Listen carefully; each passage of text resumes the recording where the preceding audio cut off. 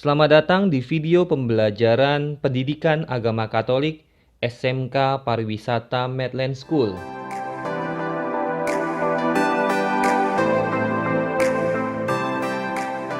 Hari ini kita masih membahas tema memperjuangkan nilai-nilai kehidupan.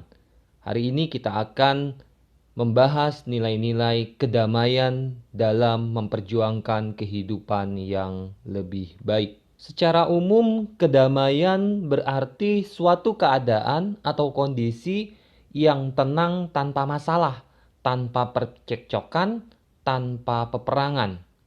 Situasi ketika ada peperangan seringkali menunjukkan bahwa kedamaian tidak terwujud. Ada beberapa alasan terjadinya perang.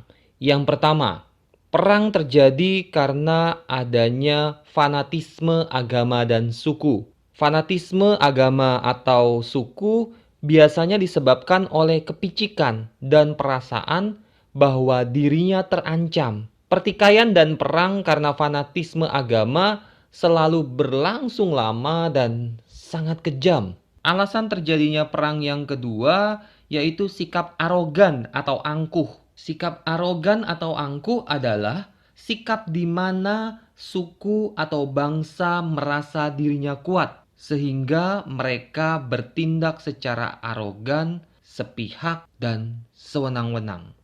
Alasan yang ketiga adalah keserakahan. Banyak pertikaian dan perang berlatar belakang ekonomi. Perang terjadi karena orang ingin merebut kekayaan dari bangsa tertentu atau kelompok tertentu merekayasa perang sehingga perang menciptakan peluang untuk perdagangan senjata dan teknologi.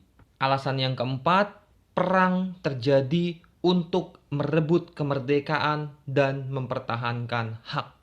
Kadang-kadang perang terpaksa harus dilakukan untuk merebut kemerdekaan dan mempertahankan hak yang sudah diambil oleh bangsa lain atau kelompok lain. Dari keempat alasan tersebut, kelihatannya alasan keempat untuk merebut kemerdekaan dan mempertahankan hak itu menjadi sesuatu yang wajar dalam peperangan. Namun, jika melihat akibat dari peperangan itu, keempat situasi tersebut tidak ada yang dianggap baik. Karena keempat alasan tersebut akan menimbulkan akibat dari perang. Ada dua akibat besar yang ditimbulkan oleh pertikaian dan perang. Yang pertama, karena perang akan terjadi kehancuran jasmani dan fisik. Perang dapat menyebabkan banyak orang mati, banyak sarana dan prasarana yang hancur, bahkan ekologi makhluk hidup seperti hewan tumbuhan pun akan musnah. Alasan yang kedua, kehancuran secara rohani. Dalam perang dapat terjadi kejahatan terhadap kemanusiaan. Perang dapat menyisakan trauma dan luka perkosaan terhadap hak dan martabat serta peradaban manusia. Perang dapat saja membawa akibat yang baik, tetapi tidak sebanding dengan kehancuran yang diakibatkan. Orang-orang akan merasa trauma, akan merasa ketakutan akan terjadinya perang lagi. Pada dasarnya, manusia tidak mengharapkan terjadinya perang. Perdamaian merupakan sesuatu yang sangat penting bagi kelangsungan dan perkembangan hidup manusia. Maka dari itu, manusia dipanggil untuk senantiasa mewujudkan perdamaian.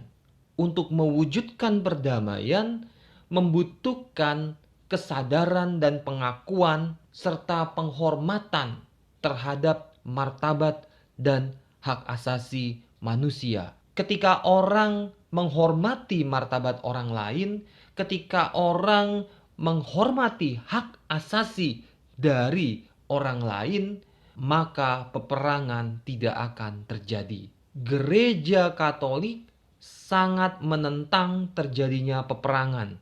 Gereja Katolik mendukung terwujudnya perdamaian di atas muka bumi ini. Kita akan belajar makna kedamaian menurut teks kitab suci. Dalam Perjanjian Lama, kata damai seringkali menggunakan kata shalom. Shalom berarti kesejahteraan pribadi dan masyarakat. Dalam kehidupan sehari-hari, damai berarti sehat jasmani dan kesejahteraan bagi keluarga. Dan ini merupakan berkat Allah bagi seseorang dan keluarganya. Jadi, kata shalom itu sebenarnya sama dengan Tuhan sertamu. Ketika Tuhan beserta kita, maka kehidupan kita akan tercukupi, kesejahteraan akan terwujud. Apabila tidak ada Tuhan, maka digambarkan akan muncul persoalan dan derita bagi orang-orang tersebut. Kedamaian dalam Perjanjian Lama sering dihubungkan dengan berkat Allah. Ketika orang hidup berkelimpahan dengan materinya, orang menganggap bahwa berkat Allah turun dalam diri orang tersebut dan orang tersebut mengalami kedamaian. Ketika kita renungkan lebih dalam lagi, jaminan lahiriah belum memadai sebagai jaminan dalam arti sesungguhnya. Damai dalam arti sesungguhnya berupa persetujuan atau persesuaian dengan keteraturan batin, penolakan terhadap ketidakadilan. Jadi, kedamaian bukan hanya ketika orang memiliki harta benda yang berlimpah, namun kedamaian terjadi di dalam hati. Kadangkala ada saja orang yang berlimpah hartanya, namun hatinya tidak merasa damai.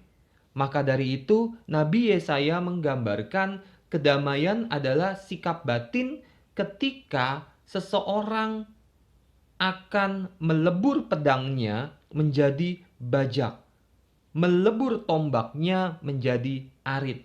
Artinya apa? Alat-alat yang tadinya digunakan, dipersiapkan untuk menghadapi perang, diubah menjadi alat-alat yang digunakan untuk memelihara lingkungan sehingga berguna untuk orang lain.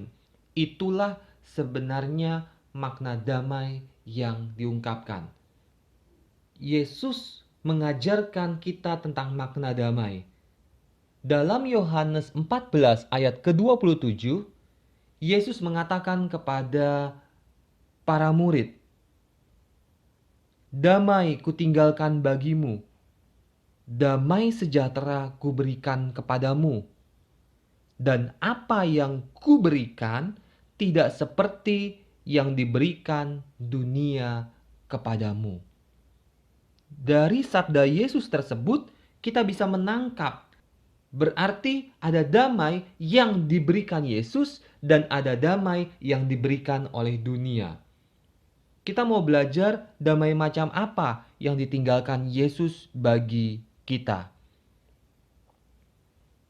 Pada zaman Yesus, orang-orang mengharapkan terjadinya perdamaian secara politis, yaitu ketika penjajah diusir dari negeri mereka, sehingga tidak ada peperangan dan tidak ada penindasan lagi. Namun Yesus mengajarkan damai itu bukan semacam ketenangan murahan, damai politis, seperti yang digambarkan atau dibayangkan oleh orang-orang pada zaman Yesus. Yesus mengajarkan perdamaian yang jauh lebih mendalam. Damai yang diajarkan Yesus membersihkan dunia dari segala macam kejahatan dan kedurhakaan. Damai itu benar-benar damai bagi mereka yang sejiwa dengan Yesus. Damai adalah suatu pencapaian kebenaran dan hasil perjuangan serta pergulatan batin. Jadi, menurut Yesus, kedamaian itu harus diusahakan. Dalam menciptakan kedamaian, seringkali terjadi pergulatan batin. Ketika damai melibatkan batin, berarti damai bukanlah damai secara lahiriah yang tergantung pada manusia lain, tetapi damai batiniah yang sepenuhnya berakar dalam kebenaran. Damai yang berakar dalam diri Yesus. Jadi, menurut Yesus, damai itu bukan hanya tidak ada perang atau kekacauan, namun lebih dari itu, damai berarti suatu ketenangan hati karena orang memiliki hubungan yang bersih dengan Tuhan, sesama, dan dunia. Yesus sendiri mengingatkan kepada kita bahwa damainya tidak meniadakan derita yang kita jumpai, yang para murid jumpai di dalam dunia. Dengan kata lain, damai harus diuji dengan derita. Damai yang dimiliki oleh para murid sebenarnya berasal dalam Kristus. Damai Tuhan inilah yang seharusnya berada dan tinggal dalam hati setiap orang. Damai yang demikian kuatnya sehingga setiap kejahatan dibalas dengan kebaikan. Maka Yesus pernah bersabda, "Kalau orang menampar pipi kirimu, berikanlah pula pipi kananmu." Yesus menolak setiap kekerasan dalam pewartaannya. Ketika kita diajak untuk memberikan pipi kanan pada saat orang menampar pipi kiri, artinya secara jasmani kita tidak merasakan kedamaian, namun secara batin kita merasakan damai karena kita bersatu dengan Allah. Dan yang keluar dalam sikap kita adalah tidak membalas dengan kekerasan. Sama seperti yang Yesus lakukan ketika Yesus wafat di kayu salib. Begitu besarnya damai yang ada dalam diri Yesus, sehingga yang keluar dari mulut Yesus kepada orang-orang yang menyiksa, menghina, dan mencerca dia, bukannya perlawanan dalam bentuk kata-kata kasar, namun Yesus tetap mendoakan mereka. "Ya Bapa, ampunilah mereka sebab mereka tidak tahu apa yang mereka lakukan." Begitu besar makna damai yang Yesus ajarkan.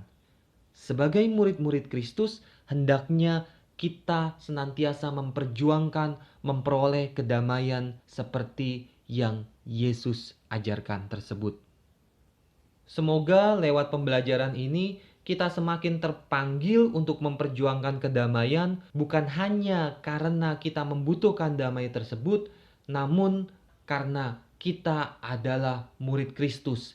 Kita ingin melakukan apa yang dikehendaki Kristus kita lakukan. Marilah kita memperjuangkan kedamaian mulai dari diri sendiri, keluarga, sekolah, masyarakat sekitar, dan senantiasa mengamalkan ajaran Yesus tentang kedamaian di dalam kehidupan kita sehari-hari. Tuhan Yesus memberkati kita semua.